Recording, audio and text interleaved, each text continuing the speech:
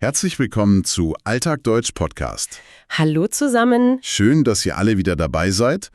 Also, wir haben heute Tag 149 unserer gemeinsamen Lernreise erreicht. Tag 149, wow. Wir haben schon echt viel geschafft. Ja, absolut. Und unser Thema heute ist super wichtig für uns alle. Es lautet nämlich Umwelt und Verantwortung. Ein ganz spannendes Thema und wie immer haben wir da eine klare Mission für heute. Wir werden gemeinsam 15 wichtige Alltagswörter intensiv besprechen. Genau. 15 Wörter, die ihr wirklich jeden Tag in den Nachrichten oder im Gespräch mit Freunden hören könnt. Und bevor wir direkt loslegen, hier noch ein kurzer, aber wichtiger Shadowing-Hinweis für euch. Ah ja, das Schattensprechen. Richtig. Hört gut zu und achtet auf die Aussprache und den Rhythmus der Sprache. Versucht wirklich, die Wörter leise mitzusprechen. Das hilft enorm beim Lernen. Auf jeden Fall. Und noch eine kleine Sache. Bleibt bis zum Ende dieser Folge, denn dort hört ihr unsere Mini-Story. Oh ja, die Geschichte von Lukas. Die solltet ihr nicht verpassen. Also gut, lass uns anfangen. Weißt du, wenn ich über unsere moderne Welt nachdenke, also woher unsere Energie kommt, dann habe ich da immer so ein bestimmtes Bild im Kopf. Ein Bild? Okay, erzähl mal. Ja, stell dir vor, du hast eine alte Garage. Und in dieser Garage steht ein riesiger, lauter Motor. Okay, ich stelle mir das gerade vor. Sehr laut und wahrscheinlich auch sehr schmutzig, oder? Ja, genau. Dieser Motor hat uns jahrelang extrem geholfen. Er hat unser Auto angetrieben, er hat uns reich gemacht. Aber jetzt macht er plötzlich die ganze Garage schmutzig. Überall ist schwarzer Ruß. Das ist ein richtig guter Vergleich. Dieser alte Motor, das ist im Grunde unser aktuelles Energiesystem, das eben auf fossilen Brennstoffen basiert. Und da sind wir auch schon direkt bei unserem ersten Wort für heute. Das Wort lautet das Erdöl. Das Erdöl. Auf Englisch sagt man dazu Crude Oil. Crude Oil, genau. Und wie erklären wir das am besten auf Deutsch? Also das Erdöl ist ein fossiler Rohstoff, der tief aus der Erde kommt. Es ist eine dunkle Flüssigkeit. Und das ist quasi die Basis für Benzin, mit dem wir Auto fahren, oder auch für Plastik. Verstehe. Also Benzin und Plastik. Hast du da auch einen Beispielsatz für uns? Natürlich. Der Beispielsatz ist, die Weltwirtschaft ist momentan noch immer stark vom Preis für Erdöl abhängig. Okay, das leuchtet ein. Aber weißt du, ich frage mich oft etwas. Wir können diesen alten Motor doch nicht von heute auf morgen einfach ausschalten, oder? Nein, weiter nicht. Wir hängen da wirklich fest dran. Zum Beispiel auch beim Heizen. Und das bringt uns zu unserem zweiten Wort. Ah, lass mich raten. Das Erdgas. Richtig. Das Erdgas, die englische Übersetzung ist Natural Gas. Natural Gas. Und Erdgas ist ja im Prinzip dieses unsichtbare Gas, das wir oft in der Heizung haben, oder? Ganz genau. Wir erklären das so. Es ist ein brennbares Naturgas, das wir hauptsächlich zum Heizen unserer Häuser benutzen. Und was wäre hier ein guter Beispielsatz für den Alltag? Ein guter Satz wäre, im Winter ist die stabile Versorgung mit Erdgas für viele Haushalte lebenswichtig. Lebenswichtig. Ja, das stimmt. Wenn die Heizung im Winter ausfällt, ist das echt ein Problem. Absolut. Und jetzt haben wir schon zweimal das Wort fossil benutzt. Das ist nämlich unser drittes Wort heute. Fossil. Auf Englisch heißt das ja ganz ähnlich, nämlich einfach Fossil. Richtig? Genau, die Aussprache ist auf Englisch ein bisschen anders, fossil, aber das Wort ist fast gleich. Und was bedeutet das ganz genau?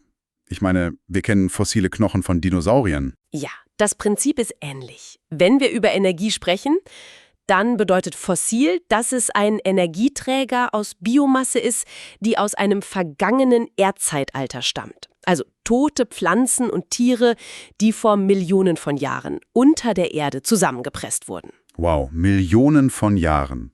Und unser Beispielsatz dazu? Der lautet, wir müssen den Ausstieg aus fossilen Energieträgern weltweit schneller vorantreiben. Also wir müssen aufhören, sie zu nutzen, weil sie eben so viele Probleme machen in unserer Garage, um bei dem Bild zu bleiben. Ganz genau.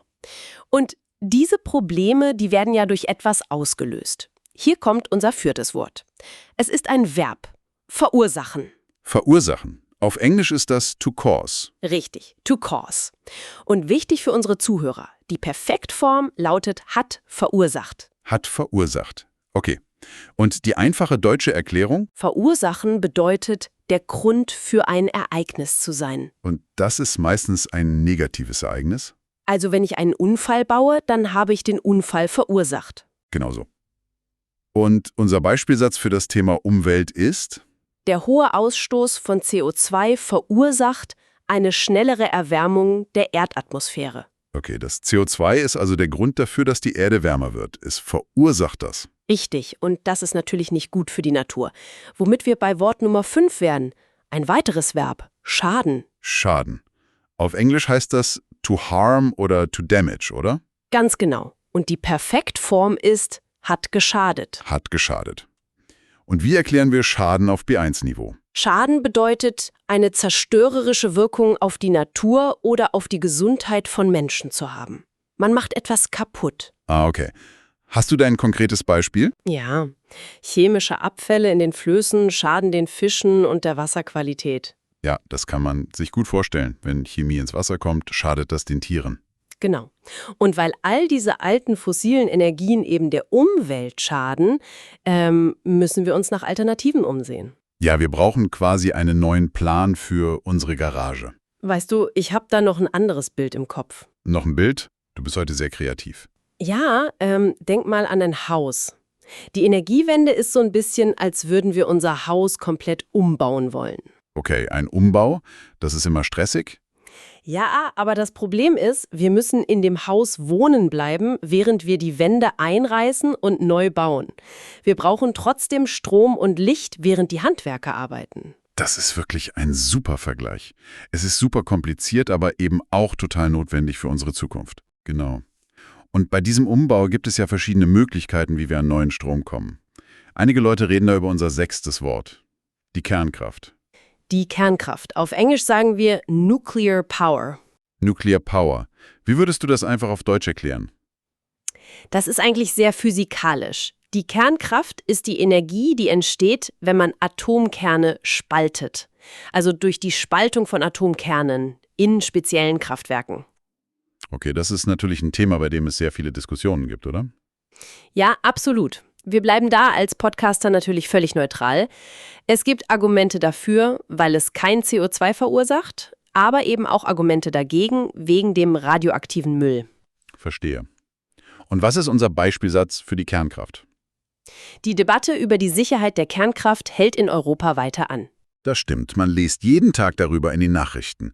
Aber lass uns zu einer Energiequelle kommen, die uns die Natur direkt gibt. Wort Nummer 7. Die Solarenergie. Die Solarenergie oder auf Englisch Solar Energy, das ist sehr ähnlich. Ja, fast das gleiche Wort. Das ist die Energie aus dem Licht der Sonne. Genau, eine sehr einfache und schöne Erklärung. Die Sonne scheint auf spezielle Platten und das macht dann Strom. Hast du einen Beispielsatz dazu? Ja, viele Firmen investieren in Solarenergie, um ihre Energiekosten langfristig zu senken. Logisch, denn die Sonne schickt uns ja keine Rechnung. Richtig. Aber um diese Energie zu nutzen, brauchen wir technische Dinge. Und das ist unser 8. Wort. Die Anlage. Die Anlage. Auf Englisch ist das Facility oder manchmal auch System oder Plant, richtig? Genau. Im Zusammenhang mit Energie meinen wir damit eine technische Einrichtung. Zum Beispiel für Windkraft oder eben für Solarenergie. Also ein Windrad ist eine Anlage. Ganz genau. Und unser Beispielsatz lautet: Die neue Windkraftanlage vor der Küste liefert Strom für eine ganze Region. Eine ganze Region, wow. Das sind ja riesige Anlagen da im Meer. Ja, das sind gigantische Projekte. Und das alles machen wir ja aus einem bestimmten Grund. Wir wollen nämlich, und das ist Wort Nummer 9, nachhaltig leben. Nachhaltig. Das ist ein extrem wichtiges Wort heute. Auf Englisch bedeutet das sustainable. Sustainable, genau. Aber was bedeutet nachhaltig eigentlich genau im Alltag? Es wird ja so oft benutzt. Ja, man sieht es fast auf jedem Produkt im Supermarkt. Richtig. Eigentlich bedeutet es, wir nutzen unsere Ressourcen auf der Erde nur so, dass sie auch langfristig erhalten bleiben. Wir machen die Natur also nicht leer. Ah, okay. Also wir nehmen nur so viel Holz aus dem Wald, wie auch wieder neue Bäume wachsen können. Perfektes Beispiel. Genau das ist nachhaltig. Unser Beispielsatz ist: Eine nachhaltige Wirtschaft darf nicht mehr verbrauchen, als nachwachsen kann. Das ist ein sehr logischer Satz. Und das passt auch direkt zu unserem 10. Wort, würde ich sagen. Umweltfreundlich. Genau, Wort Nummer 10. umweltfreundlich. Auf Englisch heißt das eco-friendly. Eco-friendly. Und das bedeutet einfach, dass etwas der Natur nur sehr wenig oder gar keinen Schaden zufügt, richtig? So ist es. Man ist nett zur Umwelt. Der Beispielsatz ist ganz praktisch für den Alltag. Das Fahrrad ist im Vergleich zum Auto eine sehr umweltfreundliche Alternative. Auf jeden Fall. Ich fahre auch jeden Morgen mit dem Rad zur Arbeit. Das ist umweltfreundlich und hält auch noch fit. Wenn euch unser Podcast beim Deutschlernen wilgt, dann abonniert gern unseren Kanal und gebt uns einen Daumen nach oben. Ja, das würde uns wirklich riesig freuen. So, jetzt haben wir schon 10 Wörter gelernt und über die großen Anlagen und die Industrie gesprochen. Richtig, aber die Umwelt ist ja nicht nur ein Thema für Politiker oder große Firmen. Es geht auch um uns, also um das, was jeder Einzelne von uns zu Hause tun kann. Genau, unsere eigene Verantwortung. Und da fällt mir noch ein letzter Vergleich ein. Wir haben ja vorhin schon über Ressourcen gesprochen. Stell dir vor, die Ressourcen der Erde sind wie dein monatliches Budget auf dem Bankkonto. Mein Gehalt also? Okay. Ja, dein Gehalt. Wenn du jetzt dieses ganze Geld direkt am ersten Tag des Monats für eine riesige Party ausgibst, dann hast du den Rest des Monats einfach nichts mehr, das Geld ist weg. Oh, das wäre ein sehr harter Monat. Man müsste dann extrem sparen. Und genau das passiert gerade mit unserer Erde. Viele Dinge werden, und das ist unser 11. Wort, knapp. Knapp? Auf Englisch sagt man dazu scarce. Scarce. Wie erklären wir das unseren Zuhörern am besten? Wenn etwas knapp ist, bedeutet das, dass nur eine sehr kleine Menge davon vorhanden ist. Es gibt nicht genug für alle, die es haben wollen. Und das kann auch bei Dingen passieren, die wir für ganz normal halten, oder? Leider ja. Der Beispielsatz lautet: Sauberes Trinkwasser könnte in der Zukunft in vielen Ländern extrem knapp werden. Das ist echt eine erschreckende Vorstellung. Deshalb müssen wir lernen, mit unseren Dingen besser umzugehen. Wir müssen Wort Nummer 12 werden. Effizient. Effizient, ja. Auf Englisch efficient. Die Wörter klingen sehr ähnlich. Genau. Aber was heißt effizient im Alltag? Das bedeutet, dass man ein Ziel erreicht, aber dafür nur sehr wenig Einsatz von Energie oder Material braucht. Also wenn mein Auto für 100 Kilometer nur ganz wenig Benzin braucht, dann ist es effizient. Genau. Und der Beispielsatz ist: Moderne Maschinen arbeiten heute viel effizienter als noch vor 10 Jahren.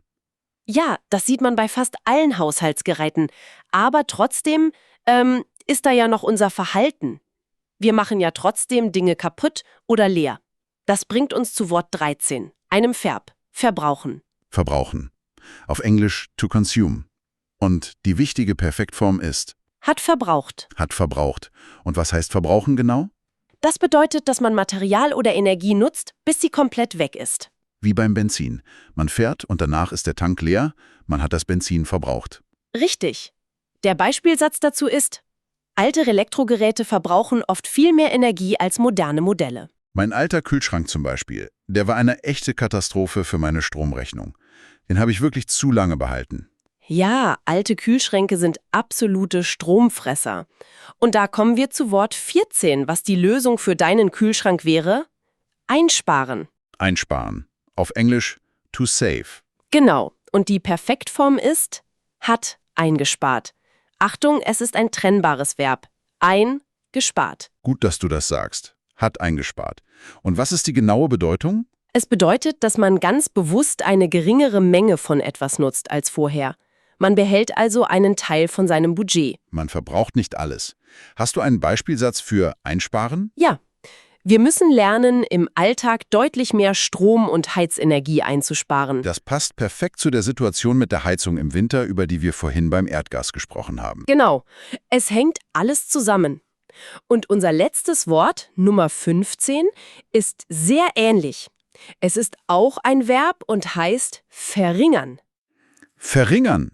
Auf Englisch ist das to reduce. Richtig, to reduce. Und im Perfekt sagen wir: hat verringert. Hat verringert.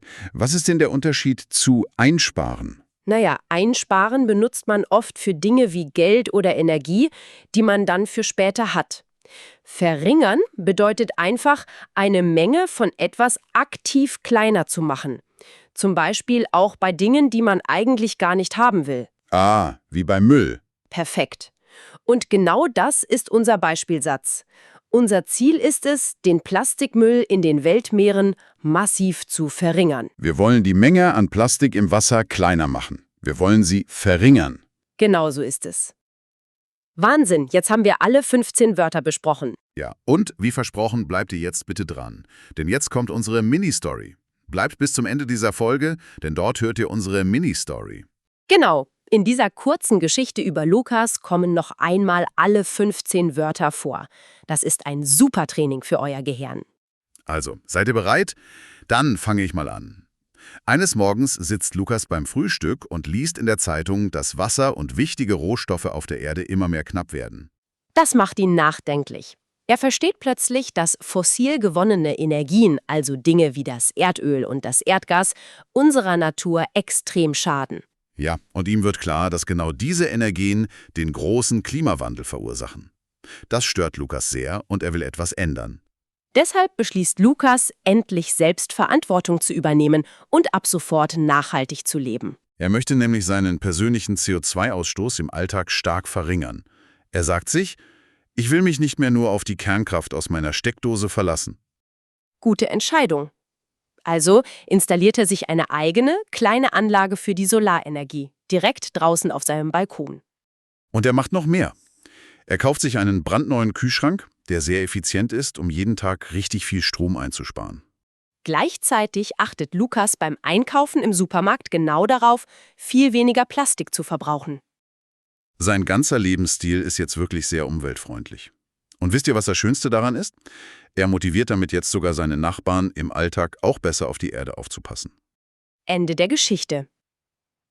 Das ist doch mal ein tolles Vorbild, dieser Lukas. Finde ich auch.